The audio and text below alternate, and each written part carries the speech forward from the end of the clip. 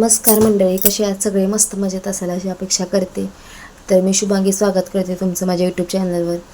जर अजूनही तुम्ही माझ्या चॅनलला सबस्क्राईब केलं नसेल तर नक्की सबस्क्राईब करा आणि व्हिडिओ शेवटपर्यंत नक्की बघा. तर आज तनिषच्या शाळेमध्ये होती पॅरेंट्स मीटिंग, तर तिकडेच जाण्याची माझी गडबड चालू होती. तर घरातली कामं पटापटा उरकून म्हटलं पॅरेंट्स मीटिंगला मला 11 वाजता जायचं होतं, म्हणून मी घरातून टायमिंगला निघाली. कारण कसं शाळेमध्ये व्यवस्थित टायमिंगला पोचलेलं बरं असतं ना.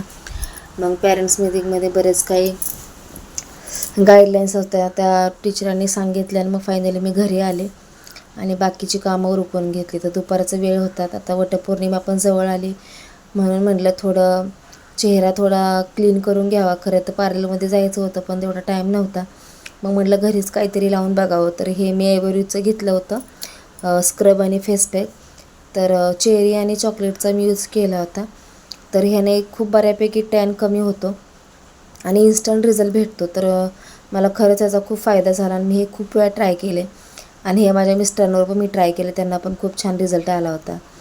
आणि आज आम्ही आलो होतो त्रिशाला कानातले करायला, कारण तिचे पहिले कानातले होते ते तुटले होते, त्याच्यामुळे तिला नवीन रिंग करायला आलो होतो आम्ही. आणि वटपौर्णिमा आहे म्हणून आमचासुद्धा मेकअप झालाच पाहिजे. मग बांगड्या भरायचा कार्यक्रम चालू होता आणि सोबत मेहंदी पण काढायचं चालू होतं. कारण एका हातावर मी कशी मेहंदी काढली होती, पण दुसऱ्या हातावर कोण काढायला नव्हतं. माझ्या मिस्टरांनी माझ्या प्रेमाने माझ्या हातावर मेहंदी काढली, खरी वटपौर्णिमा. आणि मग हे सेकंड डेचं आहे पुरणपोळीचा स्वयंपाक.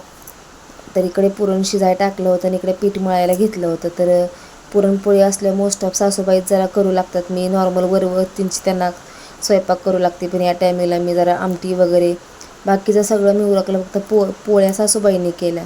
तर असं हे माझं जेवणाची घाई चालू होती. त्यात वटपौर्णिमेची ही सगळी तयारी, त्रिशाला शाळेला सुट्टी नव्हती. मग काय पटपट देवपूजून घेतलं आणि त्यानंतर त्रिशाला मी आणायला गेले होते स्कूलमध्ये. त्यात पावसाने ते एवढा जोर आला आहे पावसाला की काही बोलायला नको.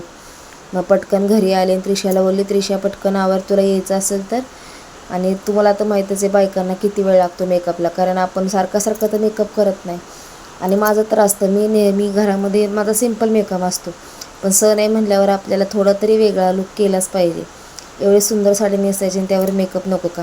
मग मस्त असं मी बरेच काही प्रोडक्ट यूज केले होते.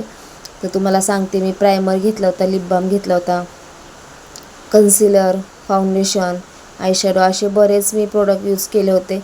आणि हा माझा नॉर्मल कॅमेरामध्ये शूट केलेला व्हिडिओ आहे, ह्याला अजिबात फिल्टर वगैरे लावलेला नाही आहे.